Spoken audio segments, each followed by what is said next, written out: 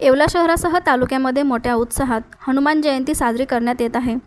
येवला मनमाड महामार्गावरील धानोरे शिवारातील शिवशक्ती मारुतीधाम मोठा मारुती येथे 51 फुटी हनुमानाच्या दर्शनासाठी भाविकांनी सकाळपासूनच गर्दी केल्याचे चित्र दिसून आले।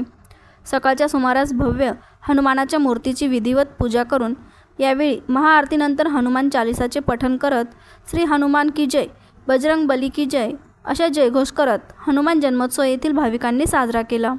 गुरुवर्य महंत रामेश्वर गिरी महाराज यांच्या कृपा आशीर्वादाने मनमाड हायवेवरती मोठा मारुती येथे हनुमान जयंती उत्सव दरवर्षीप्रमाणे साजरे करत आहेत। याचं प्रमुख आकर्षण म्हणजे 51 फुटी बजरंगबलींची मूर्ती। या ठिकाणी 51 फुटी बजरंगबलींची मूर्ती येवला तालुक्यामध्ये किंवा नाशिक जिल्ह्यामध्ये पहिल्यांदा तिथं स्थापित झाली आहे।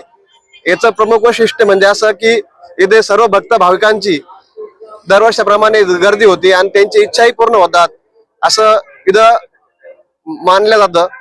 इथं त्यानंतर सर्व कीर्तनाचा कार्यक्रम होतो, होम हवन होतो, त्यानंतर आज महाप्रसादाचा कार्यक्रम चालू होत आहे। मी नितीन मधुकर कुलकर्णी, सावरगाव।